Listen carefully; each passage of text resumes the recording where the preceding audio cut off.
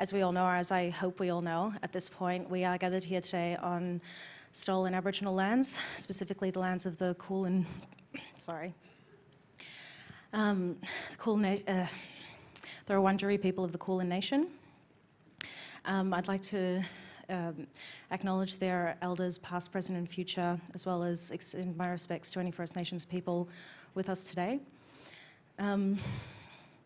I think for those of us who are settlers here, and I think that would be most of us, it's important to go beyond kind of just a tokenistic acknowledgement at the start of an event like this one, and to firstly acknowledge our settler privilege and what it's allowed us to achieve in being here, in working and playing in these spaces, but to go beyond that and to take actions in solidarity. There's a lot of things that you can be doing, that we can all be doing, to work in solidarity with First Nations people of this land. For example, I hope most of you will be familiar with the Djapurrung protests that are happening. They're trying to destruct some sacred 800-year-old trees up near Arrernte, and bodies are needed on the ground. We needed to call politicians, donate money. There's a lot of actions you can take. That's just one of them, something to think about. So, hi, my name's Hella, and with us is Ruby and Celeste. I'll let you two introduce yourselves. Okay. Hi, Ruby Hamad. I'm the author of White Tears, Brown Scars, and thank you all for joining me. Thank you for the acknowledgement, which is especially pertinent given the topic that we're discussing. And I know that being a woman of colour and a non-Indigenous woman of colour, it's a terrain that we do have to walk between how can we discuss our experiences and our perspectives on these issues without, speaking over the First Nations women and First Nations people in general. And I was, aware of that while writing, and I do hope that I didn't cross that line. And if it has, then this is a learning experience, definitely. But it is complex terrain, and I do think it's important for all women of colour to be able to talk. And I think it's something we're just discovering together when it's appropriate and when it's not. Hi everyone, I'm Celeste Little. I'd also like to begin by acknowledging the Wurundjeri people of the Kulin Nation and paying my respects to their elders, past, present and emerging, as well as paying my respects to the current traditional owners, in fact all over Victoria, who are some of the staunchest and proudest people who I've ever seen and who have inspired me so much. I'm an Arrernte woman from Central Australia. My traditional lands are pretty much Alice Springs and southeast of there. I was born though on Ngunnawal country in Canberra and have lived in Melbourne, first on Boonwurrung land and then Wurundjeri land for the past, how old am I?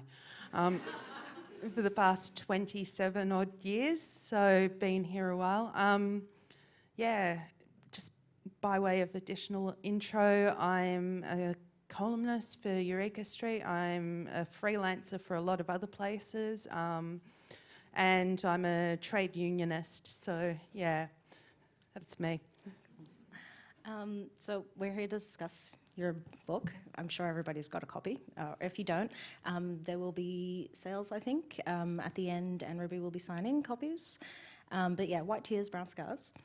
And you probably, I know you've been doing a lot of panels and a lot of work around this lately, so you're probably sick of saying this, but just in case anybody here isn't familiar, can you let us know what was the impetus for the book? How did it come about?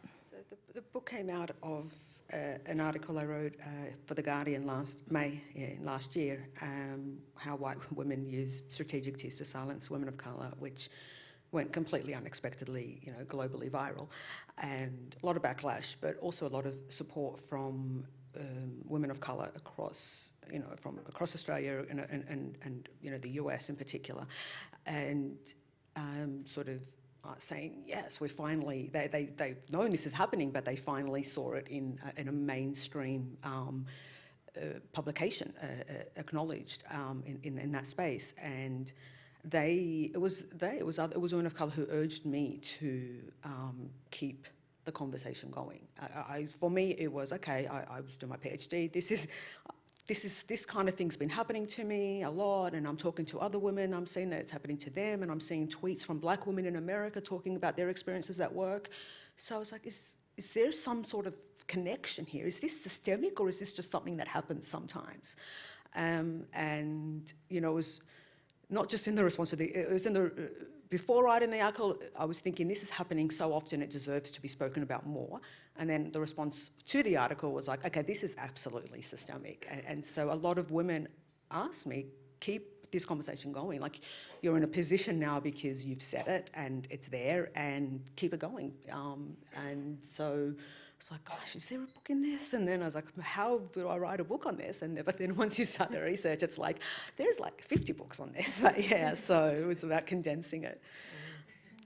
Yeah, speaking of the research, we will get into the content, but I'm actually really curious as to know how you went about the research, because there's a lot in the book, right? There's even like small mentions. There's one thing that stuck with me, I think, early on is a line about a woman who gets raped in like broad daylight in public. I cannot remember when, but early 1900s, I want to say.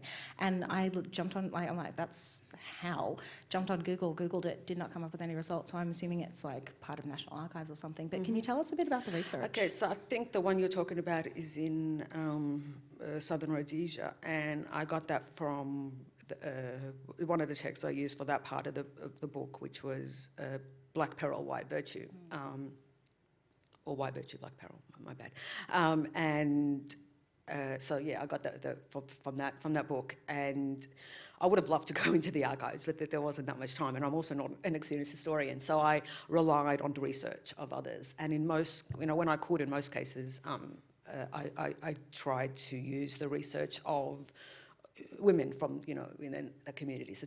When I talked about the treatment of Indigenous First Nations women here, I looked at, first and foremost, the work of Indigenous women.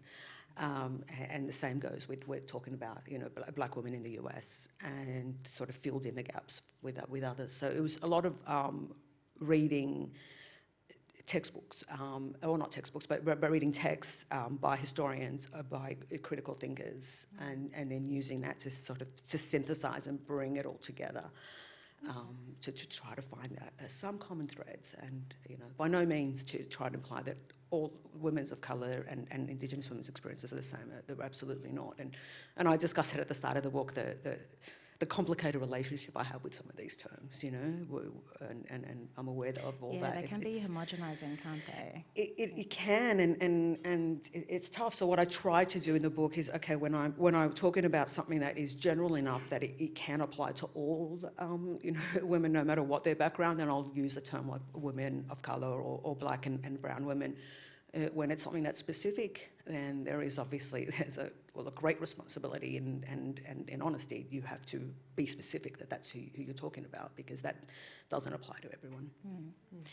And how did you find, so I saw a tweet the other day and I could not find it, so I could not have to like half paraphrase it off the top of my head because I'm terrible at paraphrasing, but I saw a tweet the other day that was kind of talking about how so much of history or history books is actually written by white people, and there are a myriad of reasons for that. We could like have an entirely different panel talking just about that. But it did say, like, in part, one of the reasons would be that delving into this kind of history is quite painful. And, like, reading this book was quite painful in some parts. So white historians have the luxury of not having to take a minute to breathe and grieve and do all of that. So, yeah, I'm just wondering, like, and I guess that question could be extended to you as well, like, in the course of your writing, how do you find the process of writing this and the process of researching it? I'll throw to Celeste if she... I guess, and I didn't necessarily find reading the book painful. For me, it was more affirming of processes that I go through to write a lot of this stuff. When you're continually delving in, I don't know the best way to put this, but when it comes to Australia specifically and digging and trying to find the history of this place, a lot of that trauma that I've felt is stuff that I've had to deal with quite a number of years ago, because there is so much that we're not taught here, purposefully so. It's to maintain that white power sort of notion of terra nullius, land belonging to no one, and that imposed rule on top of a group of people who had been here for millennia beforehand. And we're not taught those things because it doesn't serve the purpose of maintaining that rule to teach them. So the process of unpacking that for me has been a lifelong adulthood journey, and asking that question, why aren't we taught this, why aren't we taught that? Delving into various other, I guess what I get from looking at other circumstances from black people, from brown people, from Indigenous peoples all across the world, is where there's similarities in that sort of experience of colonisation, and where there's differences and what those differences are. So it's, more than anything, what I find painful is not so much digging in the history, it's the fact that we always end up back at the exact same spot a year later, playing the same arguments, trying to convince a bunch of people that our lives and our liberties and all of that are actually important. We end up explaining racism 101 over and over and over again. Yeah, I was definitely thinking of you as well, some others, when I was writing that bit where we're expected to be content with just repeating ourselves again and again with kind of almost like no thought as to the effect on us as writing it, having to write the same thing again and again, and also how demoralising it is that it's not really changing. So what's it for? What's it all for? But in terms of researching, there's a lot of horror, and I tried not to delve and be descriptive in that, and you have to compartmentalize in many ways to be like, okay, I have to read this because I have to know. I don't necessarily have to relay everything on, but you have to know the extent of it. But there was also a lot of kind of like, fascination is not the right word, but almost in how different but how similar it was in the way in which how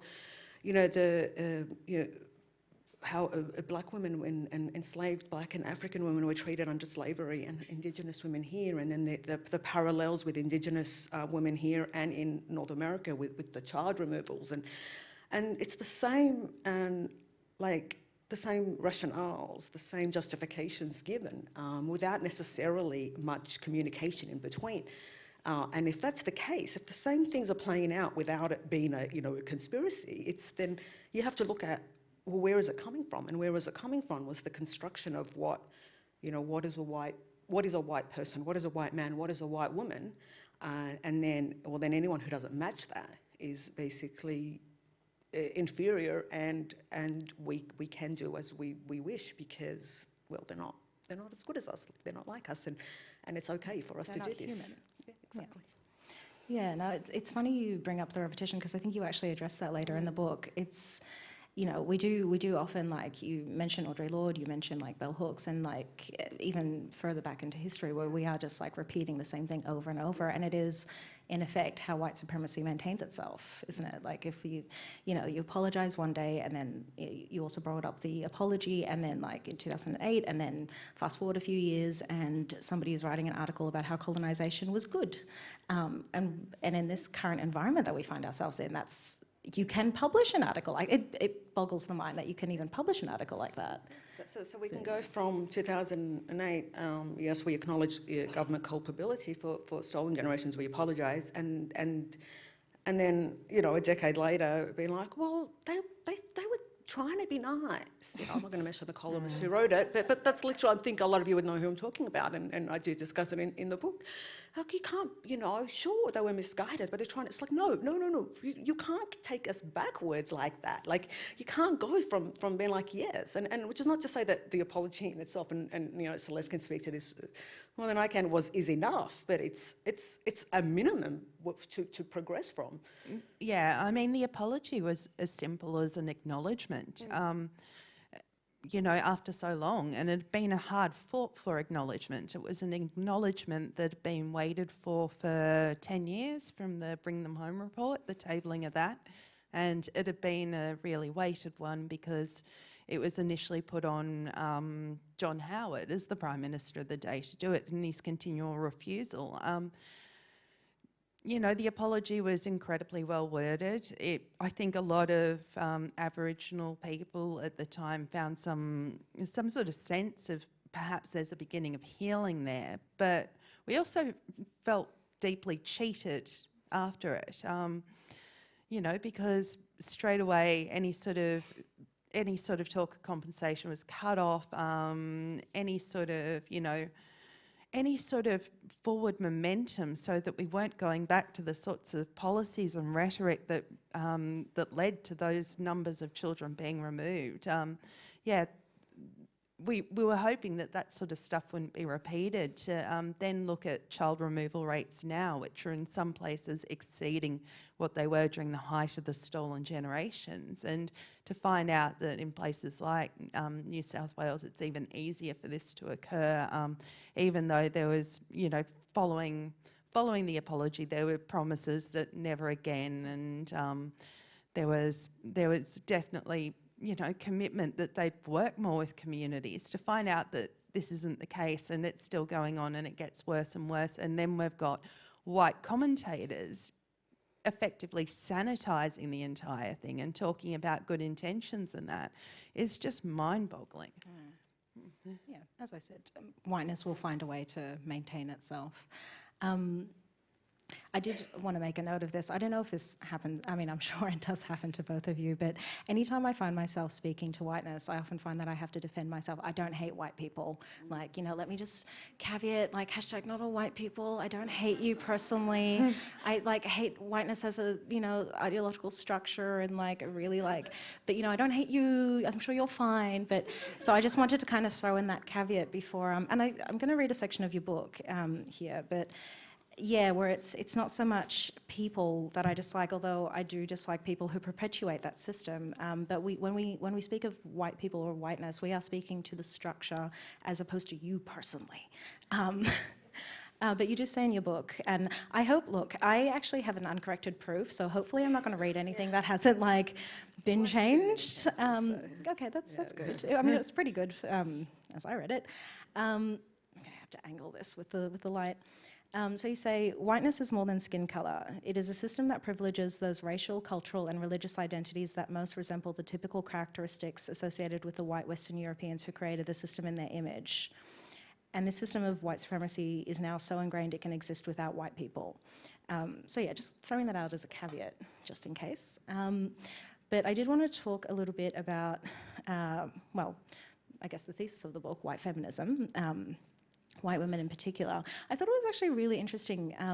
So the first half of this book, for people who haven't read it, or the first part of the book, kind of goes into how the concept of white womanhood got to be, basically, which, it was quite an education for me, I think, because I've never really considered how white womanhood was created.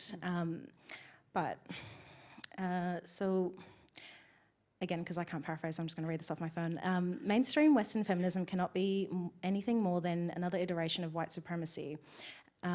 Reminds me of a 2016 spoken word poem by Rachel Wiley called The Dozens, where she says, intersectional feminism, aka actual fucking feminism, plays the dozens with white feminism. White feminism doesn't appreciate being called white feminism. White feminism thinks your obsession with race is frankly divisive. White feminism swears she will unlock the door to equality and let us all in if we just hoist her through this window on our backs. And ain't that just like white feminism, always getting up on someone else's back? So can you speak a little to how white feminism in these and other ways works to maintain the status quo, and how it differs from intersectional feminism, and how white women who love putting intersectional feminist in their Twitter and Tinder bios and t-shirts can actually put that concept into practice?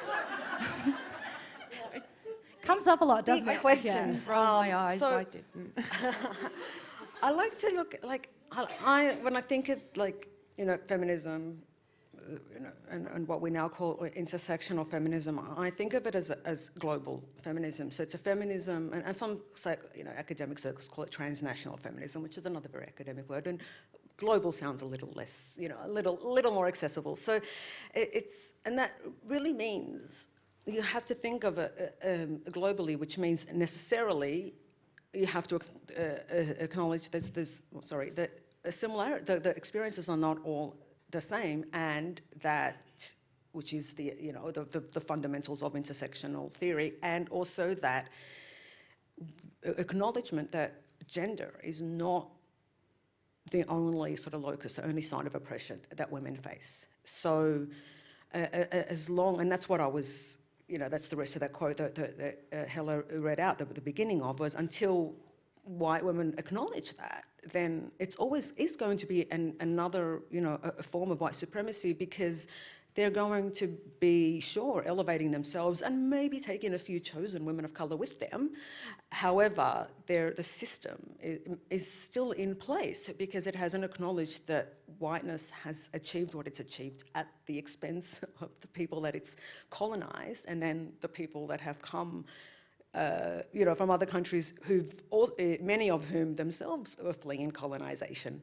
And we all then become embroiled in the system. And that's why we still, we talk about gender diversity, but it's almost always white women. And when a woman of colour that tries to in any way critique, it's easy, you do get a lot of abuse obviously, but in some ways it's much easier to critique the right as a woman of colour, because you're going to have the support of progressives, right? They're going to be like, yay, we love it when you, but as soon as you sort of turn around like, oh, actually, you guys can sort of maybe do this, do that, and then it's like, what? And you get edged out. You start to see it. You start to get edged out. You start to get squeezed out. You're not allowed to go there. Don't criticise. Don't bite the hand that feeds you, almost. But if that's the case, then there's an implicit acknowledgement of an imbalance in power. If I'm not allowed to ever criticise you, even if it's constructive, and then I pay the price by being, losing work opportunities, or being squeezed out of friendship circles, or being isolated at work, then that's an acknowledgement that there's an inferiority, superiority sort of going on that's not acknowledged openly. And so in terms of, white women billing themselves as sort of intersectional feminists, then, I mean, the proof's in the pudding. It's like, what has been done to acknowledge the whiteness in so many feminist spaces, and what way are white feminist organisations or businesses even, in what way are they acknowledging that gender is not the only, and in some cases primary, and some of the the Indigenous women that I quote in the book, like Melissa Lukashenko said it 20 years ago, white racism is the main form of oppression that Aboriginal women face, not gender oppression, white racism, and there has to be that's where it has to build from.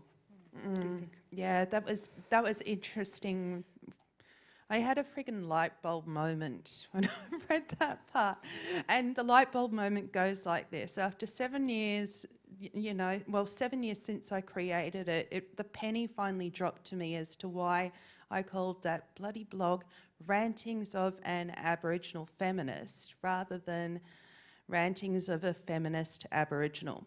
And to date, even though I've written a lot of pretty hardcore feminist sort of writings, a great deal more of my writings have been focused on race, racism, the many forms that it takes, particularly in this country, and the need to unpack it constantly over and over again. And it is because, when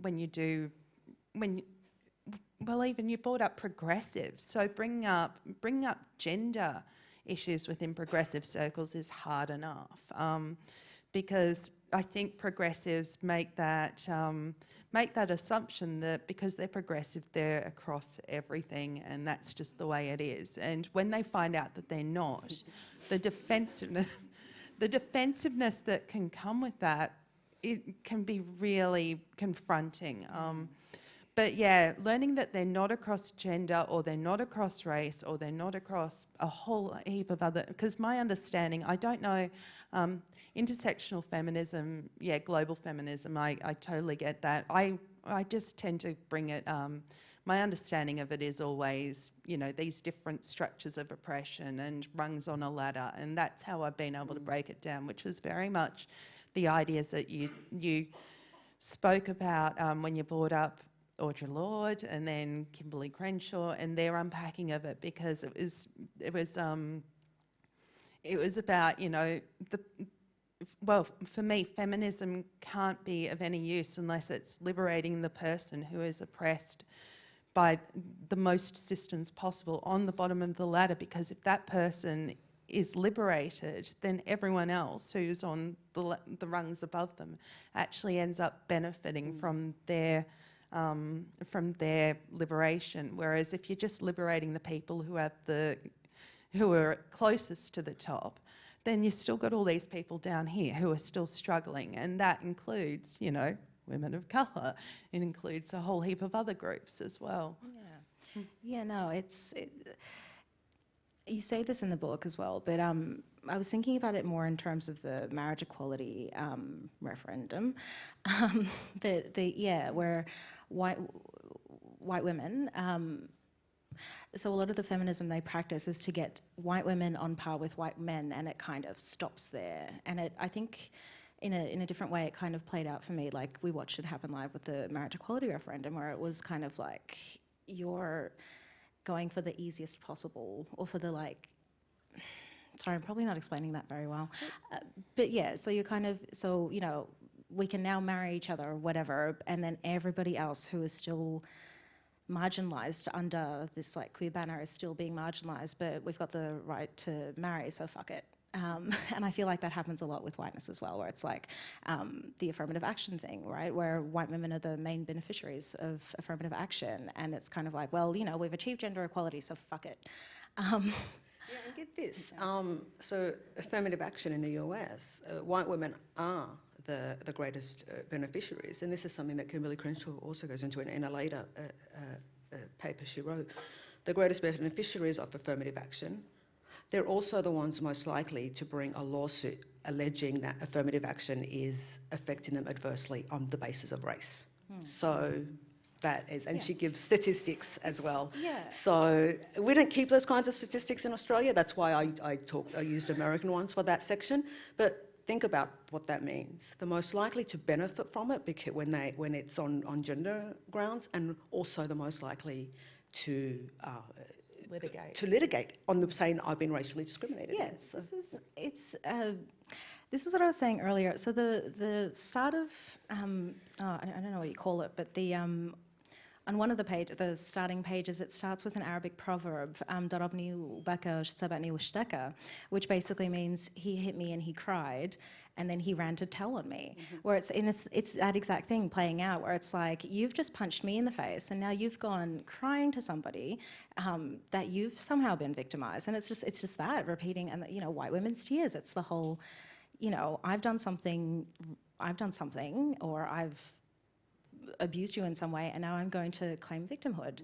So you're hitting them twice, basically. Essentially, You're hitting them twice. I don't know how many people were following the Tanya Day inquest, but what struck me, I mean, a lot of that struck me personally, but there was one, so because I was following it on Twitter, somebody was talking about one of the Ambos who had been in the video shown to be like just dragging her like a rag doll and treating her like just mishandling her very badly. And she apparently stood up in court and started crying at the family. And then, like, according to the person tweeting, minutes later was like chirpy again, where it's just like, you know, I've been abusing my power and now I'm going to cry about it in hopes of absolving myself, in hopes that like the whiteness or the patriarchy will come save me and absolve me from my sins. And we see it played out all the time. I don't know where I'm going with this, I just wanted to bring it up. I think, sorry, I didn't mean to please. cut you off, but I think in that case, you know, it becomes a performance, and it's a performance about someone's individual feelings, rather than, because, you know, you go from Tanya Day over to Ms. Dew in WA, and she was pretty much dragged across the floor as well. You know, it's like this, oh, I did this, I feel really bad, acknowledge my badness, but then it plays out again. You know, another Aboriginal woman's imprisoned for, you know, fines not being paid or public drunkenness or whatever, and the cycle just keeps on continuing again. So it's kind of like, yeah, I can only see those sorts of instances as an individual performance, rather than anything that ever leads to change. Maybe that one person has a penny drop moment and then that's it. Yeah, but it's not about individual responsibility, it's about systemic change. This is what, yeah. When we're talking about whiteness, we're talking about the whole system, not just one individual crying about it. But there's an interplay between the personal and the systemic, or the individual and the systemic, and those sorts of performances are what helps, what maintains the system, because they're always forgiven or brushed aside, and they're like, well, they didn't mean it. Oh, look, she's sorry, and there's no interrogation that needs to happen. And, you know, that's why I start with all that history, or I go into all that history, because you have to know it to know how that can still happen, how human beings can still be treated as if they're completely, you know, impervious to pain. We still treat that, and that's, you can see from, you know, I did follow some of that, some of the ways in which the Ambos and the police were talking about Tanya Day was just as if she was just not capable of feeling things, and so they didn't have to worry about her, you know. And that's what I wanted to interrogate. Where did that come from and why? How does that relate to other, you know, women in other places, and how is it different? How does it, you know, and it's certainly in Australia much, you know, more targeted at Indigenous women. We know this simply by the fact that other women are not dying in custody. So. Yeah. I mean, those kinds of attitudes are still reflected even in medical. I mean, I don't have much to do with the medical practice or industry, but I feel like I read somewhere that, I mean, they're still being taught that white people and non-white people have different pain thresholds, and it is rooted in this like original dehumanization. Well, they're not human. We're not people. Why? So that they can be exploited, right? You know, so in terms of you know, with slavery, well, you know, Africans are less, they can't feel pain as much, so it's okay to work them to the brink and beyond the brink. They don't feel as much emotional pain really to their children, so we're okay when we take them away and you know, funnel their children into slavery. And so there's actually a reason, like a logical but completely messed up and horrific reason for that, and that is to allow the exploitation and allow to the dehumanisation for what ends for economic gain. Yeah. So I guess my question is, how do we hold them accountable for that? How do we hold, I mean, that's probably a big one, right? How do we hold white people and white women and whiteness, how do we keep it accountable? What do we do? I'm not going to throw you on the spot. If you have something, say, because this is the hardest question. Like, you know, what is, I mean, I know I feel I'm jumping at any time if something hits you. Like, I end the book with a lot of questions that I direct at white women that I won't go into because, you know, it's a process. I arrived there. Or borrow it from your library, indeed. So it's, where was I going? Yes, I have these questions because I can't have all the answers, and I wish I did. But and B, there has to be that process of interrogation by white people, and because this book is primarily about women, all women, by white women, and that can't, you know, that is fundamental to any sort of change. And I think as you started, this discussion is there has to be that step back from taking it all personally, and that any talk of racism or indeed if a woman of colour says to a white woman, when you did that, like that was kind of messed up. Like, why did you do that? And that immediate sort of reaction of sort of defensiveness and why you're saying this, that can't really be addressed without that sort of stepping back of okay, what is being triggered here really? Why do I feel, as in, putting myself in the white woman's shoes here, why do I feel defensive? Why do I feel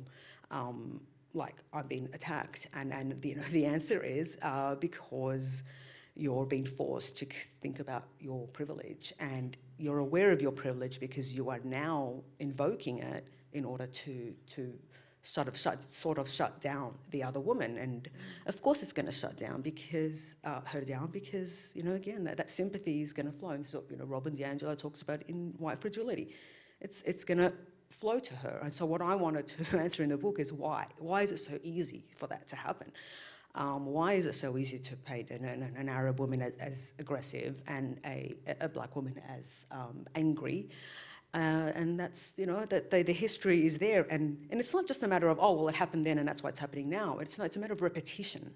Again and again, generation after generation after generation, repetition against all spheres of life, in public life, in private life, in literature, in music, in movies, in, postcards. They used to make postcards, these images repeated again and again and again until they become so entrenched that they're just implicitly accepted that if you see, a black woman or a brown woman with a white woman and they're conflicting and the white woman is upset, it's that just kind of kicks into gear, and it's the white woman who's going to almost certainly get the sympathy.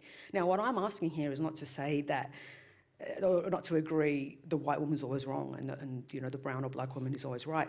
Absolutely not. What I'm saying is we don't even have a fair hearing.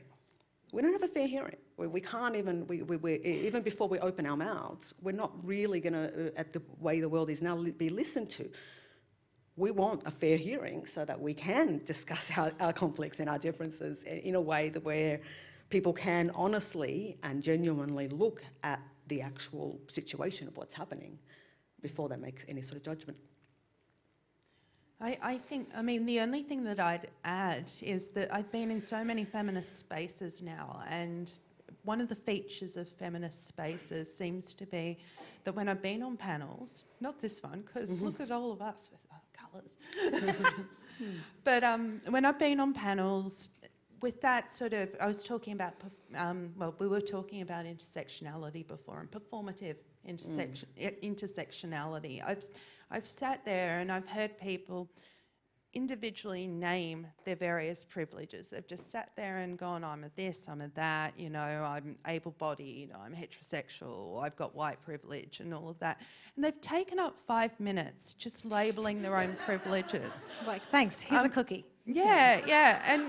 And I've seen it happen over and over again over the time that I've been speaking. But what I don't necessarily see happen is that then translate to a deeper consciousness. Feminism spent a lot of the 70s in consciousness-raising circles talking about womanhood, the oppression via womanhood, and what they needed to do in order to elevate the status of women, Even though it was limited, there was consciousness raising. That consciousness raising now needs to actually go a fair bit further than what it has, because it's excluded big groups of women and it's excluded their right to speak up in this space. And when everyone's labelling their privileges but nobody is actually enacting that and breaking down those privileges, then they still remain. They don't actually ever change, and the opportunity to fair hearing will never exist. That's bleak. So we're going to throw to questions really quickly, or to audience questions in a minute. But before we do that, I kind of wanted to shift focus a little bit away from white people, because I don't know about you two, but I get so sick of talking about them. Good God. But so we know that we won't get a fair hearing, and we know that whiteness doesn't give us space to breathe a lot of the time. So how do we, as people of colour, as First Nations people as our individual identities. How do we hold space for each other and engage in community care, and how do we make sure that we're okay decentering whiteness? Like that, I mean, that's a really hard question. I'll be the first to admit I'm terrible at that kind of sort of self-care. When I was writing the book, I was in a pretty, like, not a great place. Not just because of what I was reading and writing, but because the process that led me to it, the process that even led me to write that article. I mean, I wrote that article because that exact thing that I described had been happening to me again and again and again. And it was like, what am I doing wrong? Do I need to be nicer? Is the way other people see me just so completely different? Am I deluded? Do I think I'm an okay person, but everyone else thinks I'm horrible? Like, and then I discovered other women were feeling that, and other women and other women. And you know, and then I started the book, and it was almost like this race against time of can I actually finish this before I just completely break down, because I'm struggling here. I was still struggling to come to terms with it all, and then of course I was like writing around the clock and reading around the clock, so I wasn't exercising, I wasn't eating right, which only added to it all. So I'm not the best at that sort of stuff. I need advice on the best sort of things to look after myself and to look after others. As well, but I do think in that sense, one thing the book might hopefully provide is at least some validation, some affirmation. You know, that is one of the reasons I wrote it. Because the response from so many women across the world saying, "You've just described my life," and I had no words, I had no framework through which to look at this, and I didn't realise what was going on, and now, you know, I understand a little bit more. So that's part of my hope for this book, is that at least maybe with some validation and to seek out other, you know, women of colour or other people that have those, that can sort of validate our experiences in that way, where we can talk about these without fearing backlash, without fearing you know, being punished, which is what happens a lot of the time. These things happen to us, and then we talk about it, and then we get punished again for daring to talk about it. And it's like, where do we turn? Yeah, I don't know what else to add to that, because I'm terrible at self-care as well. I just went on a holiday, had an awesome time because I wasn't experiencing Australian colonialism for 3 weeks. Came back and within 2 days was having a meltdown on social media because there'd been a series of events, like, you know, racist security guards at Jupurung, a death in custody, you know, all these other sorts of things that come together, and I'm just sort of, So a good part of self-care, I think, for me, apart from getting the hell out of here on occasion, is also making sure that there is a dialogue, and I think and that you've got that sort of those supportive networks who are talking about the same sorts of things. They're interrogating them, unpacking them, and seeing how they impact our lives, because, you know, it is about building that sort of understanding.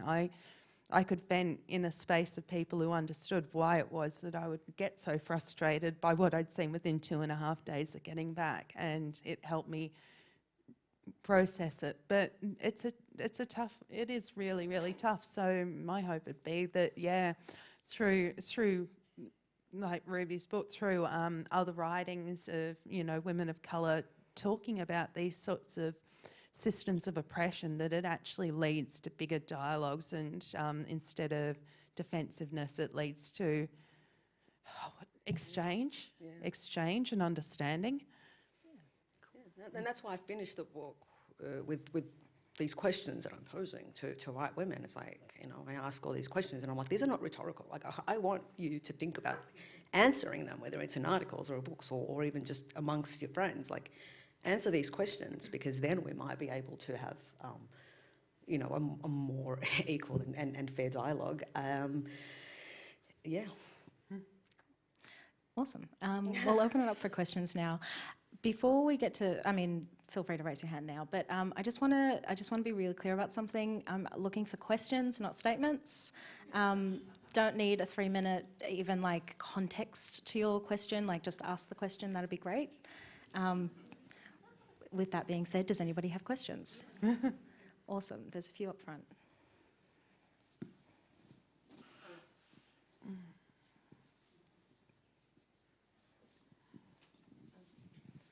Celeste, you mentioned consciousness raising with specific reference to white feminists. I'm wondering about consciousness raising within our own communities of colour, because I think quite often we can encounter, especially women of colour, who may have not experienced some of these issues or may choose through self-preservation not to notice these experiences. And it's a certain different type of defensiveness, because it's obviously a fear-based defensiveness. How do we encourage consciousness raising in those contexts in order to also preserve and keep safe our other people of colour in our communities? Yeah, and I think about that, and that whole sort of where you do have those women who haven't interrogated it. You know, maybe it's because they've found some way in which they do experience some privilege. Maybe it's because it's really, really difficult to do. But I think it's just about continuing to have those spaces and those discussions and bringing them forward, and then hoping that it opens up more discussions and more exchange. You know, even bits and pieces that I've written, I've had, like, I think my very first piece was me criticising Aboriginal beauty pageants, for example, and there are Aboriginal women who felt attacked by me criticising them with an Aboriginal feminist lens on, because it was creating a space for women, and those individual women felt empowered. But, you know, my response to that was more about unpacking, well, this is why beauty pageants exist. This is why it's problematic, not just from a womanhood, but also from an Indigenous perspective, where we're being classified by skin colour for generations. We're being separated and all of that. And I tried to engage in a dialogue, and because of that, there was positive exchange, and there was an ability to actually have those sorts of discussions. I'm not saying that I've obliterated Aboriginal beauty pageants yet. I'm still trying, but you know, that it does create a space, or trying to create those spaces where people can actually then go, hang on a minute, and start to look, and you are engaging in discussions and trying to keep them as safe as possible, affirming where people are all of a sudden starting to break down what it is that not their defensiveness. I don't want their defensiveness affirmed, but I do want them to actually be taken through that journey and taken through it, you know, bit by bit. I don't even know if I've answered your question, but there is a lot of consciousness raising, because we do perpetuate sometimes racism, sexism within our own circles, because those are the dominant forms of power that we live with every day, and we do need to do a bit more and create the spaces that are safe to talk about it. Yeah, I won't add too much to leave time for other questions. I mean, I wrote devoted a chapter towards the end of the book on you know, how sort of whiteness can replicate and does replicate itself in the spaces of non-Indigenous and non-Black people of colour, not just in settler colonies, but in our countries around the world. And what I was really trying to sort of analyse there is how, because whiteness created a binary, right? It was like white people and Black people, essentially. And then everyone in between is kind of like also looked down on and treated with much, inferiority and violence. However, they could appeal to whiteness in a way Black people and Indigenous people could not, or can still not. And unfortunately, many do, and in a way of trying to escape the oppression, to escape the violence, to be accepted. And I think that's kind of where it's important to start, is when is this happening, where is this happening? And in many ways, the way that the country and the system operates, it pushes us to that, And I know I discussed that putting citizenship ceremonies on Australia Day. That's a very pointed way of telling us, you're new here, you have to identify with us, with the nation state. And that's going to come at the expense of that needed solidarity of First Nations people, around issues like that. So it's a hard thing. And again, I mean, what I was really trying to do in that book is to let's put all of this, let's get so much stuff that is buried and get it out, because it's only by talking, I mean, I'm not trying to solve the problem with this book. This book is not meant to replace anything. It's not meant to be your one, as if you only read one book, you read this. No, like you can't just read one book. That book, I reference so many people because I want people to go out and look them up and to be inspired to look up other writers as well.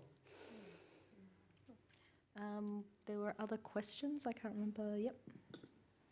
Firstly, Ruby, I want to really thank you for that article in The Guardian last year, because for the first time in a very long time, I felt my experiences validated, because I always thought those experiences were just me.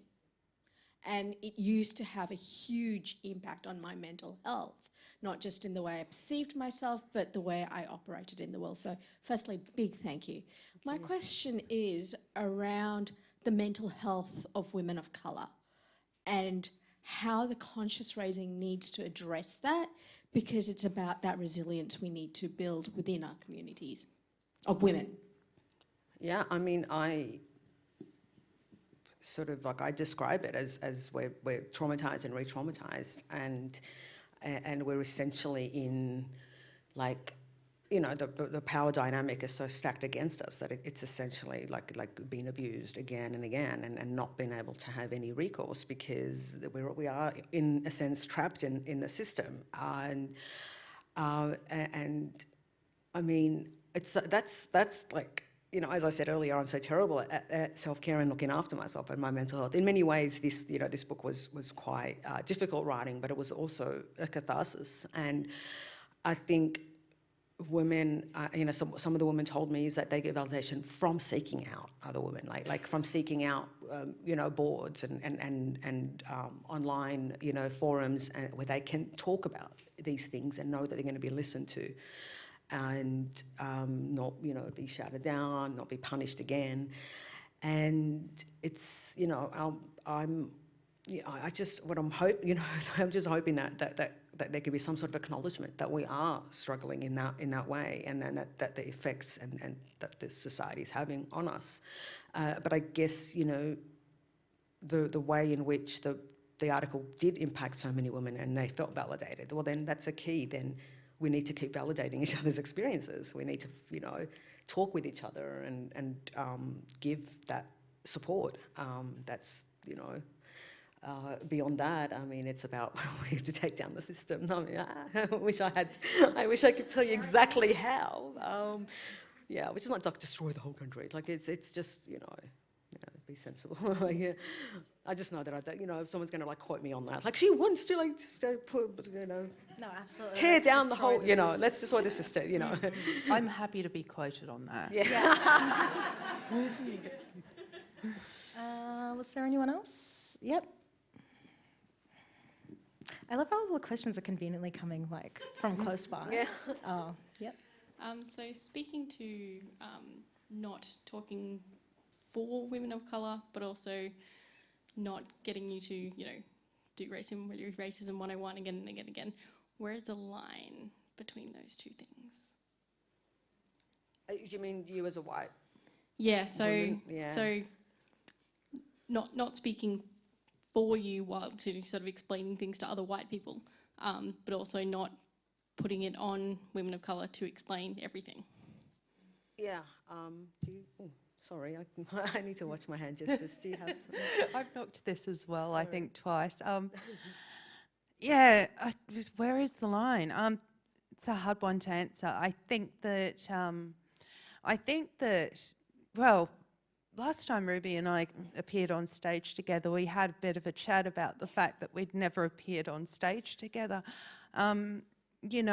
Most of our inclusion had been about feminist panels being diverse, but the diversity went as far as having one woman of colour, whether it was the Arab woman or the Arrernte woman, and that was their experience of intersectionality. So it just ends up we get brought in for special comments, and that's it. I think that the line is probably, instead of just assuming that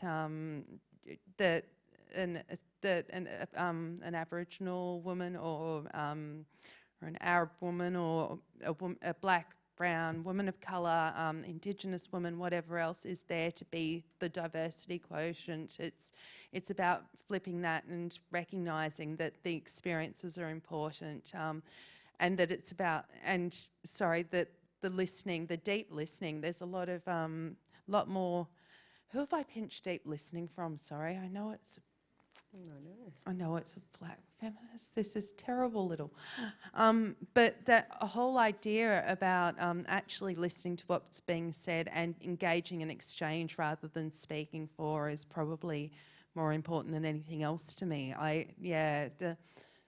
I spoke about the repetition before and the 101 and always coming back to that, and that's because we don't actually get listened to.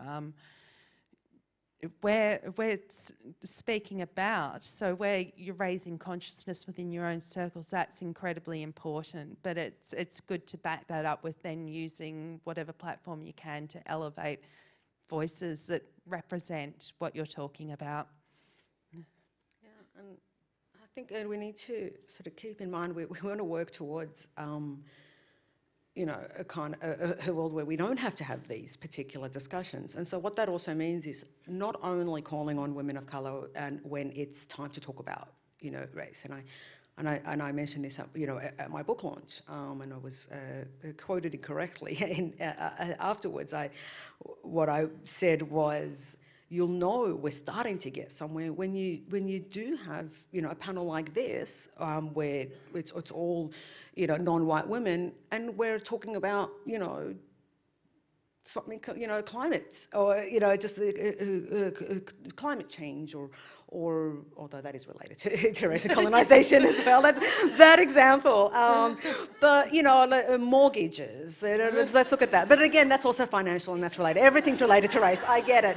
Point being is that I still see, I'm in a festival coming up, and I won't say which one it is because I don't want to target anything or anyone in particular, but they've got a panel of women from different backgrounds, women of colour and Indigenous women talking about their experiences, and then other issues that are just to do with sort of feminism more generally, domestic violence and how far have we come.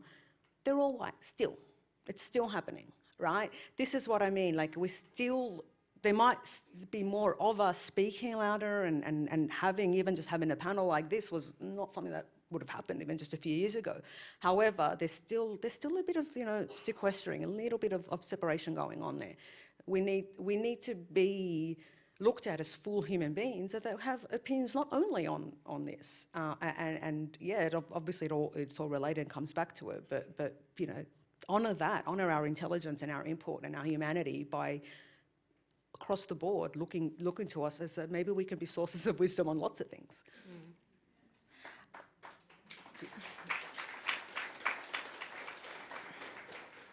Sorry, I'm going to just take one more question from the front, if somebody could bring a microphone. I know we're running very slightly over time, sorry. Just there. Thanks. I had a question for Ruby. So going off your previous answer around having different relationships or access to whiteness when you're a woman of colour or a brown woman, which I find a really interesting conversation. I wanted to ask about your use of the terms in the book, and I haven't read it and I'm looking forward to reading it. But when did you feel like it was useful to generalise or to use the term women of colour, and when did you feel like it was useful to specify and say, I'm talking about black women here and that's important? Right, so I actually start the book off with that, talking about these terms and the use of the terms, and I acknowledge that they can be too generalising and imperfect. And when I talk about being at the receiving end of white tears, that's something that I can say confidently, women of colour. and sometimes I'll say brown and black women, and maybe I'm erasing here, but I mean all women of colour when I say brown and black women. Again, it's imperfect terminology. So something like that, I can feel confident saying all women, because I know that we can all experience that from no matter what our background. But when we're talking about, I mentioned earlier, high incarceration rates, death in custody, you can't use the term women of colour in that regard, because that is that's not our experience, that's not our particular oppression. So that has to be, you have to be specific, and you've got a responsibility to be specific there. And the same with slavery, that was a particular experience to black people, slavery in the West, in any case. And so, it's really about, well, who am I talking about here? And how is talking about this, even though it's not the experience of women like me and not the experience of all women of colour, what is why would I talk about it and relate it? You don't want to be exploitative and talk about it just for the sake of it. There has to be a reason, there has to be a thread. So if I'm talking about the colonisation here, and of course it's specific to Aboriginal women, initial colonisation. However, everything that's happening right now comes from that, and that's when that thread or that connection has to be made, if that makes sense. Thank you. Okay, great. We'll leave it there because we are super over time.